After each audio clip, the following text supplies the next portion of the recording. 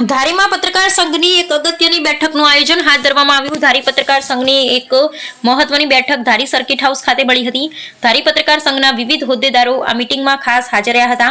મીટિંગનો મુખ્ય હેતુ આવનાર સ્થાનિક સ્વરાજ ચૂંટણી બાબતે પત્રકારોની ભૂમિકા બાબતે ચર્ચા વિચારણા હાથ ધરવાની હતી।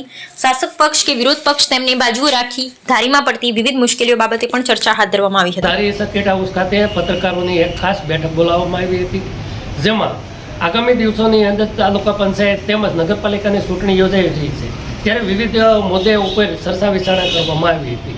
આ ચર્ચા વિચારણામાં તમામ પત્રકાર સંઘના પ્રમુખ ઉપપ્રમુખ સહિતના વ્યક્તિઓ ખાસ આ મિટિંગની અંદર જોડાયા હતા। મીટિંગનો હેતુ શું હતો?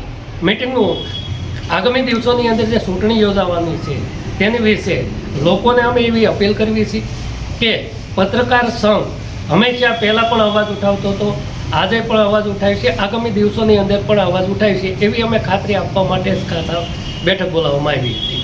પત્રકાર સંઘની અગત્યની મિટિંગનું આયોજન આજે સર્કિટ હાઉસે કરવામાં આવ્યું હતું। ખાસ તો જે ચૂંટણી સ્થાનિક સ્વરાજની છે એને લઈને પત્રકારની ભૂમિકા કેવી રીતના આપણે આગળ લઈ જવાની છે અને જે પ્રશ્નો ખરેખર ધારીના છે કેવી રીતના ઉજાગર કરવા એ બાબતે મિટિંગનું ખાસ આયોજન હાથ ધરવામાં આવ્યું હતું। સાથે મિત્રો મારા અનિલભાઈ, સંજયભાઈ, ભાઈ રહીમભાઈ અને જીતેન્દ્રભાઈ, ટીનુભાઈ લલિયા, ખાસ કરી જયેશભાઈ, પ્રતાપભાઈ વાળા સહિતના જે અમારા સદસ્યો છે એ પણ ખાસ હાજર રહ્યા હતા અને ચૂંટણીલક્ષી આ જે મિટિંગ હતી એ સફળતાપૂર્વક પૂર્ણ કરવામાં આવી। ધારી નગરપાલિકા તેમજ સ્થાનિક સ્વરાજ્યની ચૂંટણી જ્યારે આવી રહેલી છે આગામી દિવસોમાં, ત્યારે પત્રકારોની ભૂમિકા અંગે જે ધારીના લોકલ પ્રશ્નો છે, તાલુકાભરના જે લોકલ પ્રશ્નો છે એ પ્રશ્નોને ઉજાગર કરનારો પત્રકાર, આમ જોઈએ તો શાસક પક્ષ અને વિપક્ષની વચ્ચે જે ચૂંટણી જંગ જામેલો છે હાલના દિવસોની અંદર અને તડામારીની તૈયારીઓ કરી રહેલા છે, ત્યારે આ અંગે પત્રકારોની ભૂમિકા